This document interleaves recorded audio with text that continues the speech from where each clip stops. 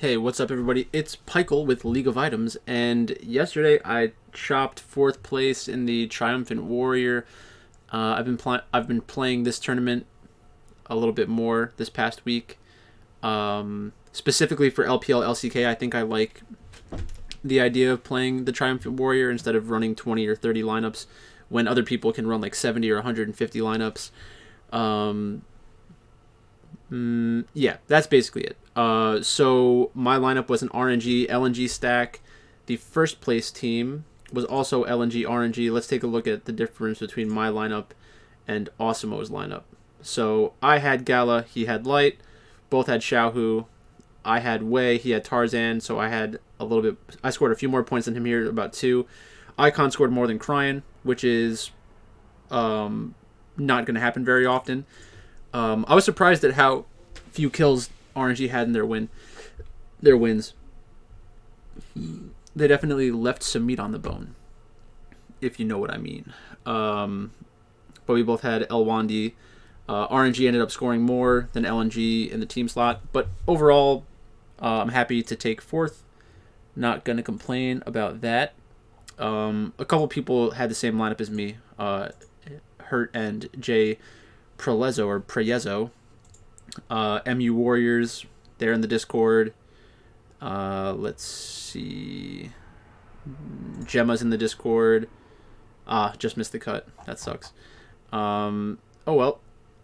Back at it tomorrow. So let's go quickly through what I said yesterday in the Discord, just to give everyone a refresher. Nongshim against the Freak of Freaks. Both teams are mid-tier. Nongshim is the favorite. Should be a closer line, in my opinion. Rich is a more hyped player, but Kian is no pushover. Peanut is better than Dread. Bay and Fly are about even, and Fly is more of a known quantity. Bang and Lehens versus Diokdom Kellen are probably even, but if a Freak of Freaks won through bot, I wouldn't be shocked. Damwon against Hamalife. Damwon Gaming is listed as a huge favorite, which is surprising to me. I think Khan is better than Morgan, but not by much. Dudu ended up playing, which was kind of surprising to me. Canyon is better than Arthur, but if you told me public perception at the end of the split has them close, I wouldn't be shocked, because I assume Hanwha is going to have a very good split. Showmaker and Chovy are similar. Obviously, Showmaker is a world champion, which will give him a bump with most people. Angel played Kassadin last night, and generally, once a champ like that is used in pro play, other players will try to use it in good matchups too. It just causes players to look for good matchups for a specific champion like Kassadin. Chovy is more likely to play it since they have two red side games tomorrow, and Deft and Vista are better than Ghost and Barrel in my opinion, but again, they won a world championship. So, I had Hanwha Life lineups, and I thought that an outright bet on Hanwha Life was interesting. I thought it was a good spot. Damwon Gaming played well last night. They had a low kill score game in game 1 and a huge kill score game in game 2, so they kind of backdoor covered, I guess you may say. Showmaker had a gigantic game, 11-0-11 on Zoe. It's tough against Showmaker because there are so many champions where he'll just go nuclear and you'll feel like an idiot for letting him play that champion. You can't ban him out. E-Star against LNG. E-Star has side selection, but it shouldn't matter. LNG is the better team overall. I could justify ZS over Makuya or Ale, but I think I had maybe one or two E-Star stacks out of 20-ish. Tarzan is better than Hacker. Icon's better than Irma. Light and Elwandi and Rat Xiaoxi are probably about even. Xiaoxi is a legit player, especially when they get Thresh. Could they win through bot and top? Probably. I don't think I'll play more than one E-Star lineup if I play 20 tonight, and I did not play more than one or two. World Elite against RNG. I said definitely RNG plus 1.5 maps. I think by the end of the split, Xiaohu is better than Breathe. Beishang and Wei are both good junglers. Cryan is better than Shanks. World Elite are slight favorites in bot lane. World Elite has side selection in 2 out of 3 games. I will play RNG and World Elite if I run 20. And then as time went on, we discussed it a little bit in general chat, and I said that I was going to have a ton of RNG. So if RNG wins, I win. If RNG loses, I lose. I made money in this tournament. I think I lost $100 or $200 in the other tournament, which is that's part of the reason why I don't love the LPL LCK in like best of threes. For whatever reason, it's just not something that I'm good at. So I think in the smaller field tournament, I can run a lineup that lets me be different without everyone playing 100, like 70 lineups or 150 lineups, where they can also be different multiple times, because like the way that they're using their bankroll. And I'm not saying it's an unfair thing to do. It's just I am not playing that game. Like when before coronavirus hit and everyone else started playing League of Legends DFS, the max entry was like 17 or 20 or 30. One time it was like 70. And I was comfortable max entering, because every time I max entered, I knew I was getting roughly 3% of the field, and if I did that long term, I'd be competitive. But when you get it into like the 70s and 150s, the bankroll that I play on DraftKings cannot sustain long downturns. And at the end of the day, this is a lot of fun. I like producing the content and talking about professional League of Legends. It's not my main source of income, and it's not something that I'm willing to ruin my life over, in terms of like going down 20, 30, 40, $50,000. That is not the kind of swing that I want to have in my life. So I think it's good to be honest about that kind of stuff. Everyone plays DraftKings for different reasons. People like Awesemo, it's their full-time job, and he's very good at it. No hate here. Just that's the reality.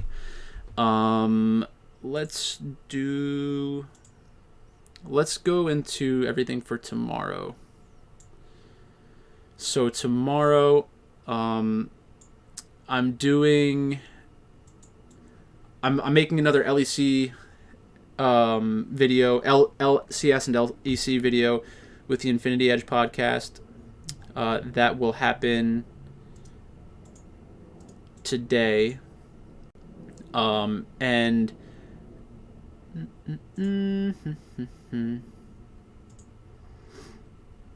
yeah, I'm about to do that today. GD15 deaths.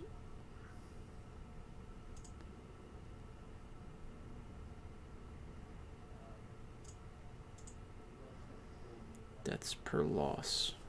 All right, I was just looking at something for a stat I was thinking about using. All right, so first up, Fredit Brion against DRX. Let me get Leaguepedia.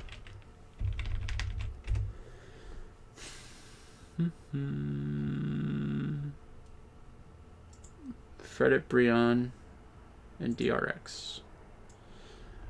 So again, DRX is the kind of team that I like playing at this point. I know that they had a tough match against KT Rolster, but I'm fine playing them again here.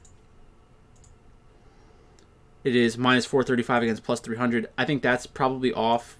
Let's just do lane by lane. Kingen against Hoya. It's close, probably Kingen favored. Pyosik against Pyosik favored. Solka against Lava. Bao against Henna. Becca against Delight. I don't think we have enough information about these players to really have definitive stances about them, the mid lane and bot lane duos. If anybody has a different opinion on that, let me know in the comment section or in my Discord, because I'd be interested in hearing why. I don't think Fredit Brion's going to be very good. Maybe they show something this split that translates into the next split, but I'm not going to play them now. I feel like I don't really have to. So I'll be on the DRX side of that tonight. The line does seem off, though. Like, Fredit Brion beat Damwon Gaming. That is almost good enough to have me bet on Fredit Brion to win at least one map. Then the other Korean match tomorrow is Genji against Sandbox. So Genji and Sandbox. In the most recent match, T1 just beat up on Sandbox. How bloody was that? Sandbox. 124.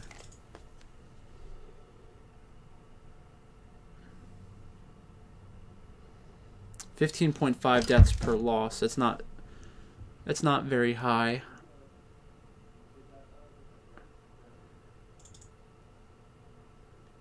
Nongshim and DRX are more heavy losers than them. and so is Fredit Brion. I do expect them to lose, though, and I do expect Gen G to win at all costs.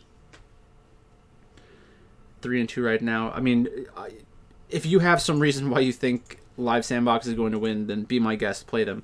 Rascal against Summit. Rascal's had a pretty good season so far. Flawless or Clid against Kroko. I think that both Flawless and Clid are better. I was very surprised that Clid did not start in that match. BDD against Fate. BDD is better. Ruler and Life are better than Leo, Root, and Effort, so doesn't really matter. Everyone that wants to play Gen G will have no problems playing them tonight. Their ownership is probably pretty sticky from slate to slate. Probably about 30 to 35% per player, depending on how they stack with other teams. Maybe that gets up even higher. Let's go to V5 against TT. It's funny, they have so many top laners now. I retweeted this earlier, so let me get the lineups just to make sure. Okay, so we have Chalizy against Invincible, who is not even on the list, which is pretty funny. Then we have Weiwei against Xiaopeng. Weiwei is certainly the better player. Mole against Twyla. Mole's the better player. Y4 and PP God against Samd and Teen. I don't mind Y4. I think Y4 is better than Trigger. I was pretty surprised when Trigger was playing. Y4, I could see myself playing Y4 tonight. The interesting thing with V5 stacks is that everyone will have to have the same 4 players in 4 stacks. That might make V5 team go a little under-owned. So I'll be looking at that definitely when I make my lineups tonight. V5 will be a fun team to get into lineups. Let's see. LPL in losses. Thunder Talk Gaming in losses 143. That seems pretty high. It's like 17.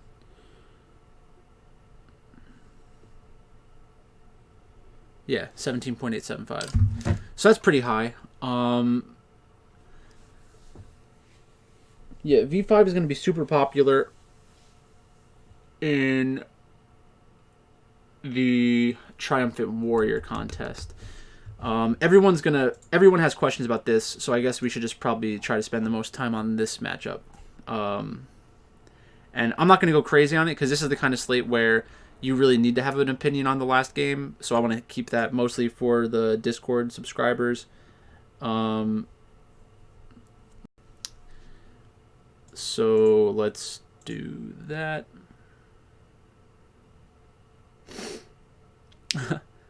FPX only has 10.5 in their losses, and then Invictus obviously has a lot more. They have about 16 or 17 deaths per loss, which actually isn't very high for Invictus Gaming, right? 15. Actually, it looks like it's more than that. 17.5. 18.25. So that is, I guess, a little high. Okay, so let's go lane by lane.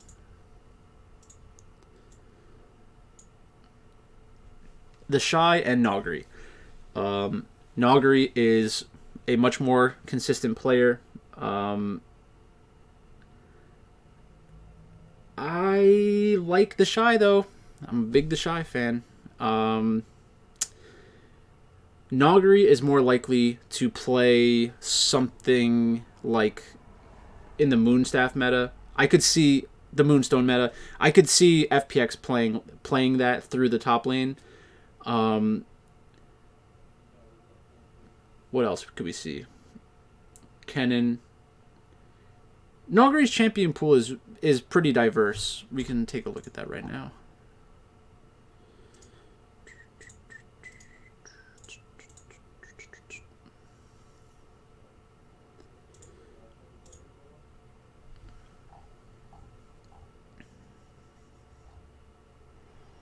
Wait, what?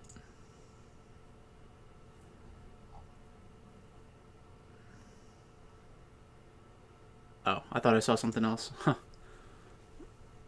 All right. So far this season, FPX is 4-1. Noggery has played many different champions, has not played Lulu yet, but we know that they're willing to play Lulu. This is the kind of match where I think Noggery might actually get more attention than normal. So things like Jace, things like Renekton are all pretty important picks because you're basically begging your jungler to come up top. Invictus Gaming has side selection twice. I think that's pretty important for a team like Invictus Gaming who tries to get as many counter picks as possible for the Shy. So that's a benefit for the Shy. It doesn't mean that they will get draft advantages, though, because Invictus Gaming sometimes will just have really bad drafts or like put a target on the Shy's back, let him go 1v5, and it fails sometimes. Apparently, they're using Graves top in the LCS. Fudge is playing Graves top.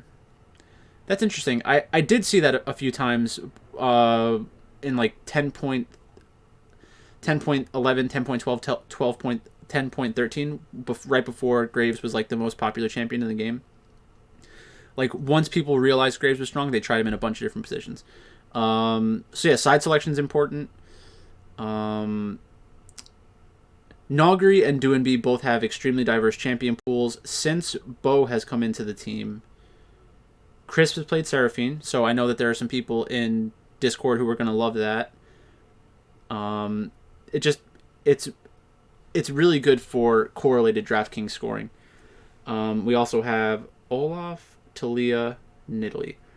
I don't think that they're going to be allowed. Uh-oh. C9's going off. I don't think they're going to be allowed to play Talia. So let's see. If you are Invictus Gaming and you have side selection, you pick red side, you ban out the jungler, you ban out AP junglers, force them onto some kind of AD champion. So let's see, what would that do? Get rid of Talia, get rid of Nidalee, try to force something like this.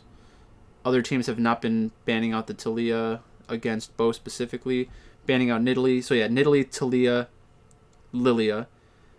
Then you have them play Graves, Olaf, Hecarim, Pantheon, Rengar. That's funny. I doubt they actually play. Maybe they do play Rengar. But that's kind of how I would force the matchup to go. 100 Thieves is trying to make a counterplay now. Damonte with Rise. So it's another champion that makes a lot of sense for someone like Damonte.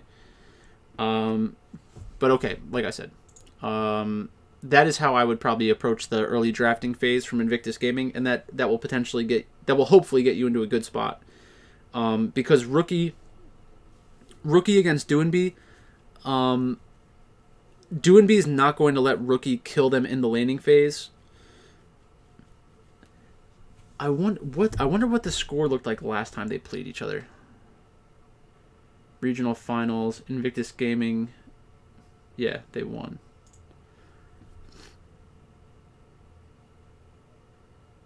So this will be a good thing to look at. Obviously, a partially different team. They were running Gimgoon. Gimgoon. Woof. 22-5.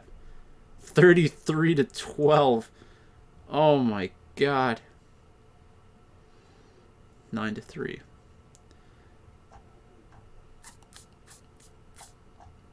I guess we could see some higher kill score games. This is a good thing to see. I don't think we're seeing this kind of matchup though in the jungle. Actually, I guess we kind of could.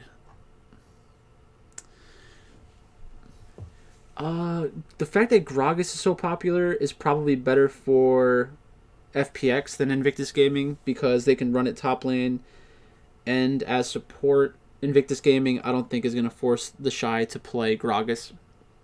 Not a high enough, not a high enough carry potential champion. I think. Um, and then this is kind of what I expect. So this is telling me Doinb wants to get out of lane and play elsewhere. Get out of lane and play elsewhere. Get out of lane and play elsewhere. This is just a control mage trying to go even in lane. Did they ban out the Galio? Yeah. And then Lulu. So okay. So Doinb is another person who we might see playing the Moonstaff meta. It means that there's at least two players that will do Moonstone with Noggery and Doinb, and also Crisp we've seen has done it as well. So FPX could be a really highly correlated stack.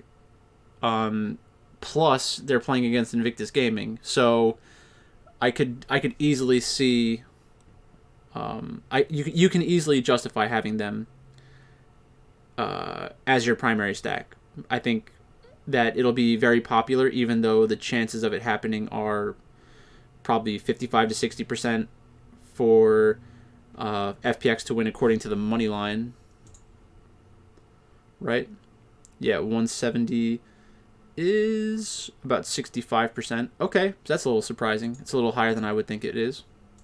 Or a little higher than I think it should be, rather. I do like the fact they play these shielding teams. Stylistically, Invictus Gaming is going to try to blow them apart before it gets to that point. Before it gets to the point where they can take advantage of their economy, which is what the Moonstone meta is about. So that also gives Invictus Gaming a high ceiling because in games that FPX can stall out, in games that FPX can win the early game, Invictus Gaming can just fly off the handle and get absolutely murdered. In games that FPX plays slow and both sides are even, Invictus Gaming is going to probably try to make a lot of plays, so I'm not afraid of FPX in that situation. And then will also be games where Invictus Gaming is winning early, and then FPX tries to buy their time and outscale them. So if they can outscale and take advantage of Moonstone meta, then we could also see good games. So I'm not really afraid of that. There is always the chance that it's a low kill score game when FPX or Invictus Gaming is involved, because they're both such intelligent teams that if they see an opportunity to just close out the game and win, they're going to take it, and they'll probably be able to do it successfully. Then for Invictus Gaming, if they win the early game and stomp, they have enough aggression to where they're just going to try to kill you a million times no matter what. And then it comes down to FPX. Is FPX going to be willing to fight constantly? That's kind of scary to me. I think FPX, if they're playing the Moonstone meta, is going to avoid fights until they outscale. So that's going to get rid of some of the early and mid-game scoring. Then you're going to have to rely on a few team fights to generate a lot of value for Invictus Gaming. So I don't love that. In games that are like close in the early game and mid-game, again, if Invictus Gaming... if FPX is looking to make a Moonstone team composition, then you could get into a spot where they're just not taking early and mid-game fights because they know that they're going to eventually outscale. And I think Invictus Gaming will let them draft that way.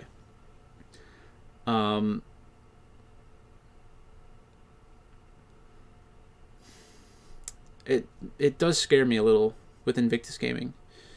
The good thing about Invictus Gaming is they are bold enough to just go for the play anyways. So that's why I think ultimately I'll be playing both sides regardless, depending on how the stacks look. So let's take a look at the relative pricing.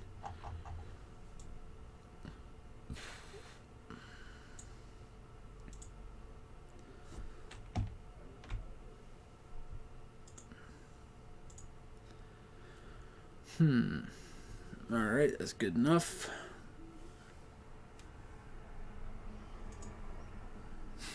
All right. So we have everything ranked in order here because that's what I base it off of. Then we have everything lining up for the most part here. Summit's a little higher because I think there's a decent amount of respect for Summit. Also because I think there's a chance some people have used Sandbox as a popular secondary stack in the past. Clid and Flawless they're lower because there's uncertainty around who's actually going to play, and since there's a second match, we don't have a good feeling, or we don't have good knowledge about who's actually going to play. Weiwei, Pyosik, and Bo are all priced higher because we know who's playing. Same thing for Shun. So Clid and Flawless, like if you're playing 20 lineups or more, I could justify playing both sides of that jungle matchup potentially, where I use Genji and I have Clid, I use Genji and I have Flawless. If you can find out who's starting, then that's even better. But it's going to be tough to trust this. It's going to be tough to figure that out. Okay, so they're playing Seraphine Taric. I did not realize that before. Okay. So Shun's Invictus Gaming is underpriced because of the matchup. Fun Plus Phoenix is also Fun Plus Phoenix is probably also underpriced in the sense that FPX and IG are going to be so popular because of salaries and also because it's the most highly anticipated match on the slate. So it's the same thing like in basketball or football, where the game that everyone wants to watch is the game that they're going to try to get some exposure to in DraftKings. Cloud9 is not looking good right now. All right, let's go to mid lane. So even though DRX is the third biggest favorite on the slate, Solka is the fifth highest rated mid laner on the slate. That's another spot that I want to look at and take advantage of. Same thing with Bao being a little bit lower than they probably should be. Mole and Triggers, so it shouldn't be Trigger. It should be Y4. Y4.